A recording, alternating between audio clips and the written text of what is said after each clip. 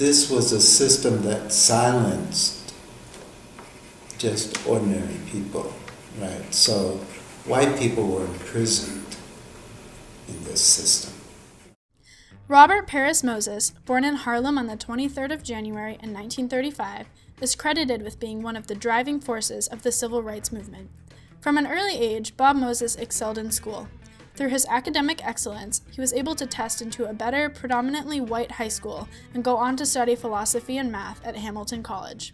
He became a math teacher and taught at the Horace Mann School for a number of years before beginning his acclaimed work as a civil rights activist. His work as an activist began in the late 1950s, organizing marches for integrated schools in Washington, D.C. He later requested to visit his Uncle Bill, a teacher at Hampton College in Virginia, to witness the sit-ins organized by the students firsthand, which broke out in 1960. In the early 1960s, Bob Moses heard Wyatt T. Walker speak about the Southern Christian Leadership Conference, founded by Dr. King and Walker.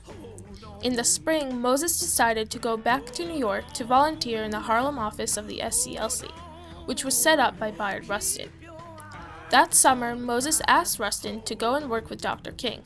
However, Rustin, who helped organize the SCLC, sent Moses down to Atlanta to work with Ella Baker with the Student Nonviolent Coordinating Committee, also known as SNCC.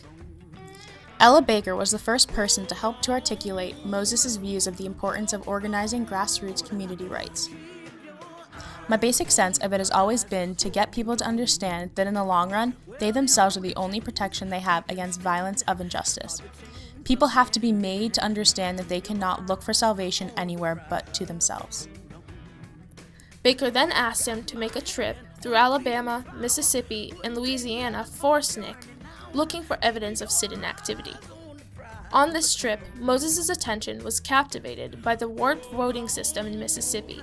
He was shocked at what he learned. I did not know that there was a whole congressional district where the majority of eligible voters were black that had never returned a congressman, right, because they couldn't vote at all. Learning about the voting restrictions for blacks from students who had experienced it opened his eyes to the changes that needed to be made. Voter competency tests were mandatory and were virtually impossible for the illiterate sharecroppers to pass since they were never exposed to the opportunity of an education. Amzie Moore, another activist at the time, expressed to Moses that the key to changing the state was not sit-ins, but an active effort to register black voters. They should come to Mississippi and do voter registration. They shouldn't come to do sit-ins. His realization at the corruption occurring in Mississippi preventing blacks from exercising the right to vote motivated him to feel the responsibility to register black voters by organizing the Freedom Summer. Upon realizing the extent of the restraints implemented to restrict underprivileged citizens to vote and later to receive an education, Robert Paris Moses felt it was his responsibility to promote those fundamental rights that were not being upheld by the government. The Freedom Summer was a campaign launched in June of 1964 as an attempt to register as many black voters as possible in Mississippi, since Bob Moses had determined that voter registrations would be the key to changing the state. In June 1964, SNCC announced Freedom Summer, a statewide voter registration effort. We hope to send into Mississippi this summer upwards of 1,000 teachers, ministers, lawyers, and students from all around the country who will engage in a program designed to open up Mississippi to the country. In Mississippi, it was nearly impossible for black voters to register themselves, not only because of intimidation, but because of poll taxes and literacy tests. At the time, only 6.7% of eligible black voters were actually registered to vote, which made Mississippi the state with the lowest percentage of black voters in the entire country. The project also set up dozens of freedom schools, freedom houses, and community centers in towns throughout Mississippi in order to aid the local black population. The 30 freedom schools, established as an attempt to equalize the large racial inequalities in the public school systems, drew a crowd of over 3,000 students in the first summer alone. Though many different civil rights organizations helped organize the Freedom Summer, Robert Paris Moses, who at the time was SNCC's field secretary and COFO's co-director, is credited with directing the entire project. Over 3,000 volunteers, the majority of whom were young college students from the North, came down to Mississippi to participate in the project alongside black Mississippians. As the summer progressed and Freedom Summer directors saw that white supremacy continued to suppress black voter registration, the project then switched the focus to building the Mississippi Freedom Democratic Party. The party was founded by Bob Moses, Ella Baker, and Fannie Lou Hamer, as a rival to the regular Democratic Party of Mississippi, which was exclusively white and prevented black voters from joining. As Moses says in his memoir, "And it was a political organization that we felt would be responsible to the people that we were working with, an organization that they actually controlled. That's what we created with the MFDP."